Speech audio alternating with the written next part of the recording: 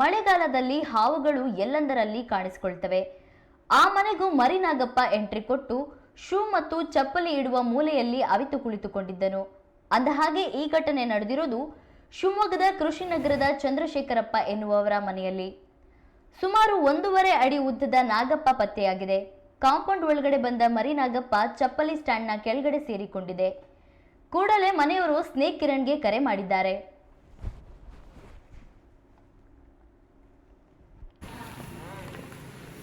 Sir ಯಾವ area ಇದು?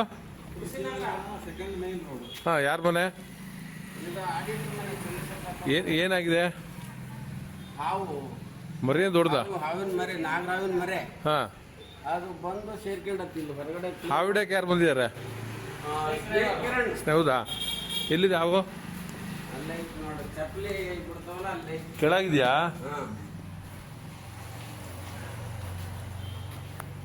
ಇಲ್ಲಪ್ಪ,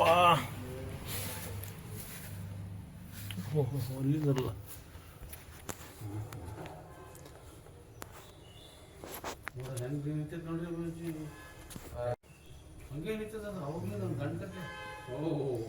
ಮರಿ ಹಾಕಿದೆ ಅಲ್ಲ? ಮರಿ ಹಾಕಿದೆ. ನೆನ್ನೆ ಇಲ್ಲಿತ್ತದು. ನೆನ್ನೆ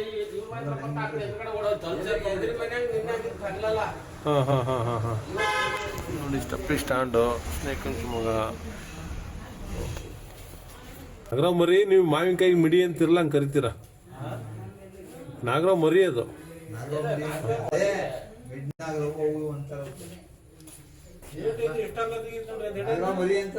ಸಣ್ಣದೇ ಇರೋದು, ಮೊಬೈಲ್ ಅಲ್ಲಿ ಕಾಣಿಸ್ತಾ ಇದೆ. ಹೌದು, ಮತ್ತೆ ಜಾತಿ ಅದೇ ಅಲ್ಲ ನಾಗಪ್ಪ. ಹಂಗೆ ಇಟ್ಕೊಳ್ಳಿ ನೀಟಾಗಿ. ಯಾರು ಇಟ್ಕೊಂತೀರ? ಹಂಗೆ ತೆಗಿಬೇಕಾ? ಸ್ಥಳಕ್ಕೆ ಬಂದ ಸ್ನೇಕ್ ಕಿರಣ್ ಮರಿನಾಗಪ್ಪನನ್ನ ಹಿಡಿದು ಸುರಕ್ಷಿತವಾಗಿ ಕಾಡಿಗೆ ಬಿಟ್ಟಿದ್ದಾರೆ. ಮನೆಯ ಸುತ್ತಲೂ ಹಾವು ಮರಿ ಹಾಕಿರುವ ಸಾಧ್ಯತೆ ಇದ್ದು, ಅದರಲ್ಲಿ ಒಂದು ಮರಿ ಕಾಂಪೌಂಡ್ ಒಳಗಡೆ ಬಂದಿರುವ ಸಾಧ್ಯತೆ ಇದೆ ಎಂದು ಸ್ನೇಕ್ ಕಿರಣ್ ಹೇಳಿದ್ದಾರೆ.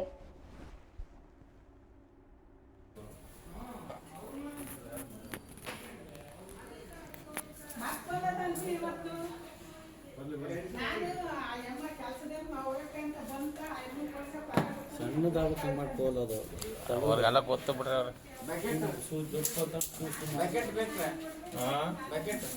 ಬಕೆಟ್ ಬೇಡ, ಅದಿರಲಿ. ಉಂಟು ಕಂಟ್ರೋಲಲ್ಲಿ ಇರುತ್ತೆ.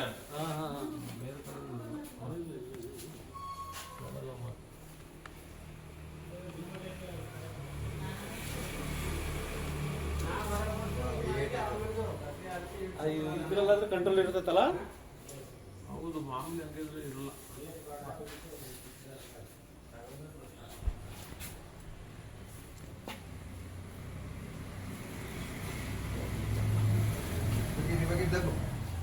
ಬಕೆಟ್ ಹಾಕ್ಬೇಕಾ? ಹಂಗೆ ಇರ್ತದೆ.